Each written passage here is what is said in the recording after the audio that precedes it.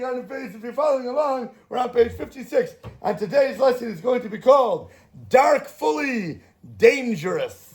Here we go. What page? Buckle up, 56. I think before we started, somebody had something to say in reference to the class. All right, now. Sure, take it away before we go. Jump right in. Dive from the high. For the past few days, I've been training myself to really say, what would Eliezer do at this moment? Now what Moshe do? What would Eliezer do? Somebody from our generation, a real tzaddik. And I said, my wife wanted to shop around for the house for all this restoration hardware stuff. Now, as a professional cabinet maker, I know most of the stuff are there, just mass produced. It's triple the price than what you can even get custom made, and it's still not going to outlast even half the amount of what a custom made product can be. But I didn't say anything to her because, the second I downgrade the website, she's like, oh, you're negative, you're this, you're this, you're this. So she showed me some stuff that I looked myself, like, I wouldn't even sell it myself for that much as a custom item. But it's like, yeah, whatever you want, just put a list in it, and we'll 100% get everything you need with it. I'm not going to say anything. Even if I can make it, I'll probably be super busy with my business, so it's better that I'll just make a list and we'll just order it, and that's it. I'd rather have customers coming in than spend my own time working on my own stuff from the house, because that means I'm not busy. So she's like, okay, you got it, perfect. She was super happy. An hour after I came from my other room, yes. She's like, oh, I saw a thing on Instagram, how the high designer said that... Kia or Subaru, either one. Someone's got a... Kia. Yeah, Kia, no? Oh, yeah. Someone's gonna move it? Please, yeah. I'm a pleasure. No. So half an hour after I come out of my motor room, she right away tells me, oh my gosh, I saw a thing on Instagram, a high-end designer. He said, don't ever buy nothing from restoration hardware. What a garbage place, everything. So I was like, tick one off my list. You didn't need to say a word. And guess what? Exactly what you would have said came from, that's it, another place. Anytime you want to say something or open your mouth, the argument is not worth it. First of all, she'll backlash out against you crazy. You're not going to win. Even if you have the best advice, if it's coming from you, it's going to be shot the heck down. So A, why would you say something if specifically she's not going to listen to you? And B, you're not going to get what you want out of it. It's not worth it. And here you go. You say, listen, Hashem, you handle everything in the world. The biggest miracles coming out of Egypt, splitting the sea. My wife's mind, you can't change. A little opinion to make different, it's nothing for him. Absolutely.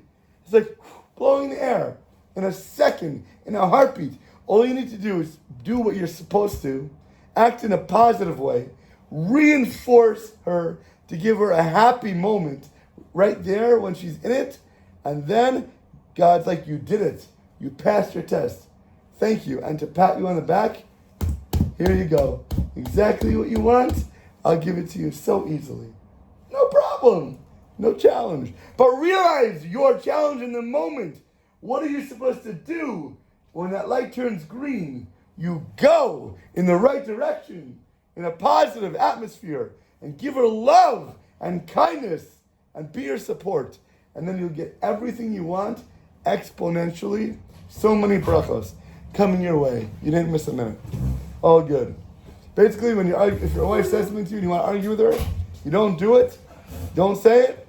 And then, you know what happened with Hashem? Completely changed her mind after he did what he was supposed to. And She went back and said, she found something on Instagram, whatever, and she changed her whole mind without him saying a word, even though he wanted to blast her about it. Just like that. Turn to God, and he'll turn to you. So, number 6, all these reasons why you should not open your mouth. We already had 5 yesterday. We're going to go through a few more today, just in case you didn't understand why it's not good to say something to your wife and to argue. The parent husband cannot have marital peace. Our sages in Mishnah Avos chapter 2 says, why can't he have marital peace? Because he can't teach. A husband is not going to be a teacher to his wife. She's not a student of his. She's not somebody ready to open up and sit down in a class and have you start yelling at her or smack her with a ruler. A husband will not be able to affect a change in his wife if she says this is what she wants, by commenting to her, by criticizing to her. If you know that you cannot change her mind, what's the point in opening your mouth? It's not going to work anyway. So you may as well keep silent, turn to the one who can do everything in life for you, and then guess what? Hashem can do it. This is exactly what you were saying. It's exactly what we're reading inside. Number 7, remarks are dangerous. A person that reprimands his wife will almost surely fall into the traps of several outright Torah transgressions. He will be violating the commandments. He will be over exact prime prohibitions. What do you have a problem of? Here we go. Anger inside of you. Are you allowed to have anger, Ziggy? Never. How much? Ever. Any percentage? No percentage. Maybe 1? Not even. What's Maybe a half? What? What's reprimands? Reprimand. Yeah, what is that? Don't reprimand her. Tell her she's doing something wrong. Reprimanding her. Oh, so don't be a regular husband, basically. Don't be a Western, wild, ridiculously downgrading dude. So, anger flares up inside of him. And that is a very, very bad prohibition of the Torah. We're not allowed to act that way, ever. Even if you need to say something to your children, to get them to understand that they did something wrong, it should come from a place of a facade, a very superficial type of reaction. They can feel that you're angry, but it should not be inside you burning up. It's just a show. Pretend you're an actor. You're getting on stage. You got to play a role. But nowhere inside you are that actual person. So if you have to act that way sometimes to get a point across, that's okay. But it can't be real. You have to put on a show. What, to be angry? To be angry. Yeah, You're that's what- never allowed to have a fire burning inside you that actually comes out in a way that you're upset and full of rage. Or your wife or in general? Ever. Forget your wife. Even your kids were saying. Or even somebody that you hate. Somebody that really pissed you off. Somebody that made you lose tens of thousands or hundred thousands of dollars. Not you, a person. But rage and anger is never allowed by Torah law. So sometimes you have to act that way. You have to have your kids think, oh my gosh, they ran out into the street. What are you doing? Get back here right now! Whoa, Tati's mad at me. Oh my gosh, he got upset. He cares about you. He wants you to live. He wants you to be happy. He wants you to be healthy. Not when cars are coming by. But you're not angry because you care about them. You come from a deep sense of actual emotion of love. It's not anger. So if you have to do it because somebody needs to hear it, don't get lost in the moment. Lose yourself like mom's spaghetti. Right? Humiliating one's fellow man. Don't be putting somebody else down. Don't cause or say lashon hara. And you're never allowed to cause anguish to a fellow man to make them, their face filled with blood, or if they lose it all and their face gets drained. It's like, God forbid, killing somebody. When you slaughter them and all the blood rushes out of them. That's what it's like if somebody embarrasses somebody. You'd say the rabbis run into a fiery furnace rather than embarrass somebody. Ironically, a husband that chastises his wife for doing a minor misdeed or a little small miscalculation ends up committing major transgressions of peace in the home. All these things apply to every person in the world. But then just to apply to your wife as well. Forget about it. And chastising away the divine presence from his midst. What's worse? Her minor misdeed, her little misstep that she took can cause his major malfunctions and terrible transgressions. Those remarks can be devastatingly dangerous indeed. Next, reason number 8, if it wasn't enough for you. The remarks are boomerang. That's it. What you put out is going to smack you right back in the face. The old adage says, people who live in glass houses shouldn't Throw stones. That's it. You will destroy your entire surroundings. You will shatter your glass. A husband should know that the minute he criticizes his wife, he exposes himself to criticism. You understand? You're going to say one tiny thing wrong about your wife, she's going to unload at you a bazooka full of rounds that she's been waiting with her hand on the trigger for that moment that she's ready to unload, to explode back to you. You don't think she remembers everything from the past 35 years of marriage? Everything. You say one thing wrong, she's going to get ready to say everything you did wrong for 35 years. It has nothing to do with the conversation at hand at all, whatsoever. But guess what? If you start to let it go, she's going to be ready with her quivers in her pack. All those arrows are going to start shooting through your body. Just don't open that can of worms. I guarantee you it is not worth what's going to fire back at you. Go ahead. So,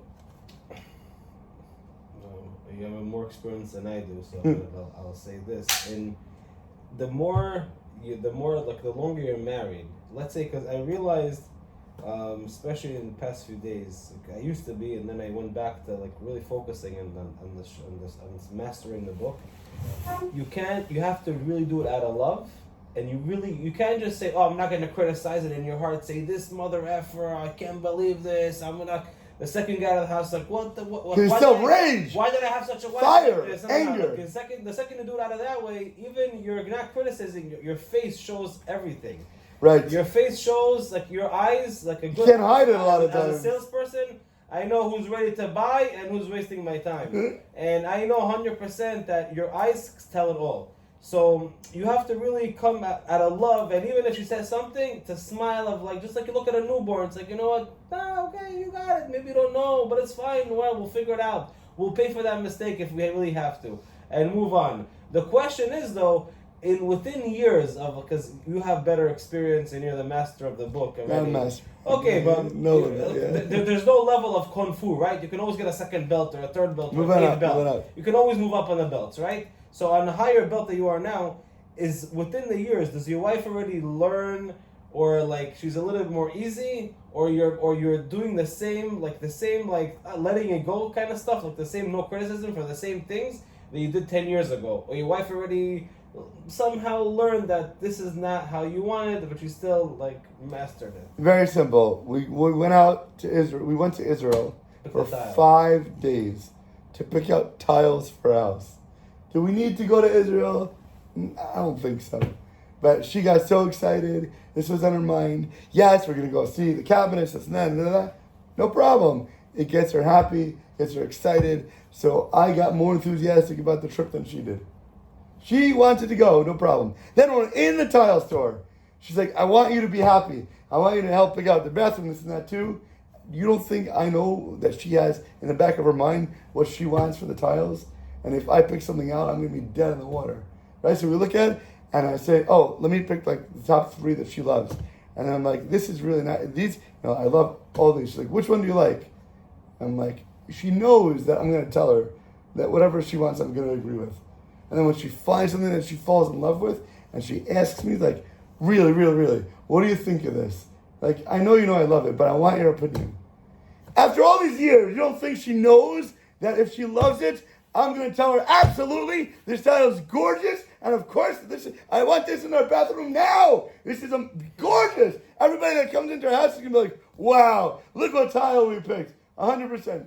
But she still asks me, because they still want validation. They still want to feel secure. They want you to be their rock, their foundation. Of course she knows that I'm going to agree with her, but she still wants to hear it, and if you are in love with her, you're going to do it with a real sense of compassion. And not just like, oh, brush, yeah, whatever you want. You have to really mean it at the end of the day, because she's going to see it in your eyes. So if you love her, it'll come from a real honest place of agreement. Okay, your answer is somewhat good, but I guess the general question is the test the same? No. Or they get... They'll always be upping your ante. They're all upping. It's because God put you here in this world to grow. It's not like, okay, you're done. Okay, then what are you doing here? What are you wasting existence for? What is your soul doing in this lowly world, if not to up your game and to better yourself, to earn more credit, do more mitzvahs, refine your midos, work on your character traits, and become the best person you could be. Otherwise, you wouldn't have a Yetzer Hara. That's why you're blessed with an evil inclination, to be able to fight him, to overcome him, and to grow. So yeah, if you've mastered level 1, 2, 3, 4, God will test you at 5. God will test you at 65. at 10,000 Google million and 5, whatever it might be. You will always be here to be tested. And even if you've done good in one area, here's your new challenge. I still have challenges. Everybody does. It's not like you've done it, you're good, move on. Correct or incorrect? Every day. He's a little bit younger than me, so he can tell you from more experience. You will always be tested. I'm kidding. You will always be able to grow. You have more experience in Gotta be marriage. excited. You have more experience, that's what I'm saying. Somebody who's not married, somebody who's married less years, more years, even more years, whatever it is. We got it all in this class. Got the gamut covered, baby. But Hashem is here because He loves you and wants to help you grow at every opportunity, and will only give you tests that He knows you can handle and that He knows you can pass. So at least understand that it's from love, even if you fall down one time or 7 times, you get knocked down. Get up, say, I know what I'm here for, I can do it. I can be better, I can grow, and I can really show my wife the love that's deep inside me and not have to fight. It's not worth it. We're here to do it together. She's your Ezer Kenegdo. She's your partner to help you grow in life. So use that as an opportunity every moment you get. And be blessed. Thank her for it. Thank God for it. And with that, have an audaciously amazing rest of your day. Dun, dun, dun, dun.